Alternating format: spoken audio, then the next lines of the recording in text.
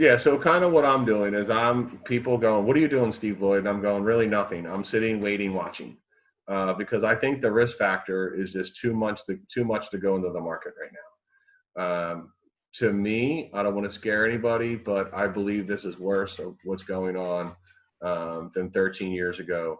I think there's going to be a massive, unfortunately, there's going to be a massive buying opportunity 6 to 9 months from now, and I think it's going to last for a year or two. We needed a correction. This is not how I wanted a correction to happen. But if you think about what happened 13 years ago, people were going to the movies, they were going to the malls, they were getting on airplanes. Today, people aren't going to the movies, they're not going to the malls. Unfortunately, what you're watching on I believe in the stock market is just a fallacy. It's not our world. Hmm. That's the corporate world that's going on.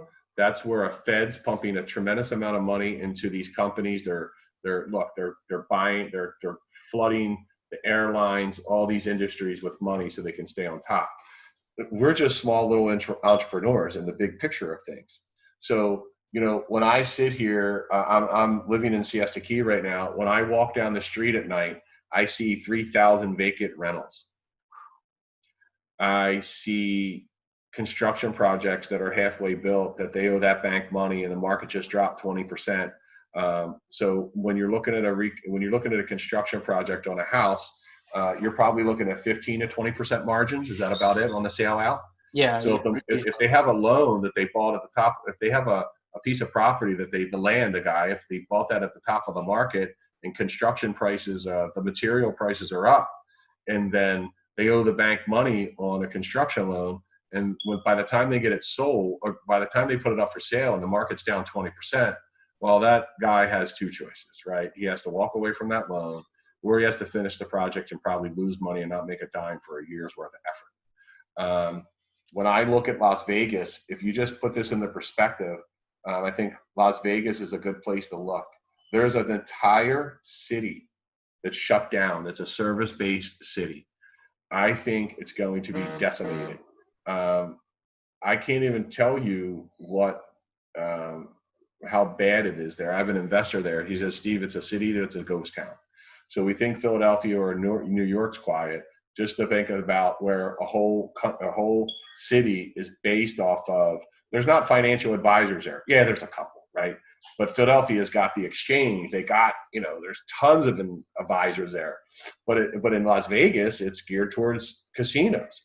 So I am not the person right now people are looking at the stock market and saying, okay, this is going to be okay.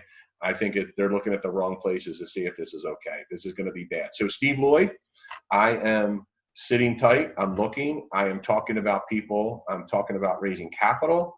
I'm talking about, where I was a month ago to maybe changing my strategy of what I'm going to invest in 6 months from now. Is it going to be a single family flip? Is it going to be that I sell? Is it going to be more notes, non-performing notes or re-performing notes, right? Is it going to be a commercial property? I'm not really sure what's going to be the winner yet. I gotta let the fallout happen, and then when I determine what I'm going to do. I'm on Siesta Key. I have 7 units here that I do vacation rentals. If you would have asked me a month and a half ago, how's my vacation rental market going with Vrbo and Airbnb, I would have told you that all my properties are full. I would tell you I'm booked to almost July. I'm telling you it's one of the greatest things I ever did. I'm a very social guy, so I love meeting people from all over the world that are renting my properties, to today where I'm the only one here. They're all vacant. I got canceled $60,000 in bookings. Probably by the time July comes, it'll probably be $80 to $90 to $100,000 in lost bookings. So, I'm not really sure where we're going to go. Look, I know I love real estate, but I think you should be evaluating what you're doing, learning how to raise capital, reading the banker's code, getting on podcasts, see what other people are doing, but then internally make your own decision what you want to do, how much risk factor you want to do. It's a very easy if you're a new real estate investor. Look, it's the $60,000-$70,000 rental property, which maybe in this market I don't do Section 8. I know a lot of people do, but it just never worked for me. I've always had problems with it. But maybe I switched. I'm trying to help your listeners. I'm not going to buy $60,000 properties. But, you know, if it's buying a $60,000 property, do I want someone that has a W-2 job, or would I like that guaranteed payment from the government, right? So there's a lot of things that we got to work out. Vacation rentals, the only reason I feel comfortable here in Siesta is because it is the #1 beach in the country. It has just got ranked #1 in the country, and it just got number 11 in the world. So do I think people are going to come back to Siesta faster than they'll come back to Daytona Beach or St. Pete or maybe even Naples, because this is a crazy gorgeous here. So is it investing in an apartment building? You got to figure out what you want to do and create a plan for it, because there will be a massive buying opportunity. Not only maybe, you know, if you're a newbie, you know, partner with someone on a rental property.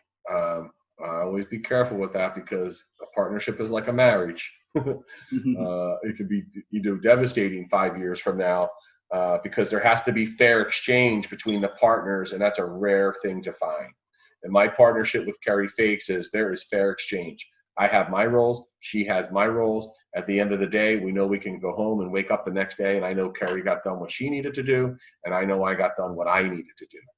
So there is a lot of unknowns now, and that's why I'm taking a wait and see attitude. And you have to be like Warren Buffett right now. You have to be patient. Patient wins the investment game. Most of you guys, if you're just getting into this market and you're a newbie for 1 or 2 years, guys, you got 30 years to invest. Don't jump in. Don't make mistakes. I believe this market's going to drop 15 to 25%.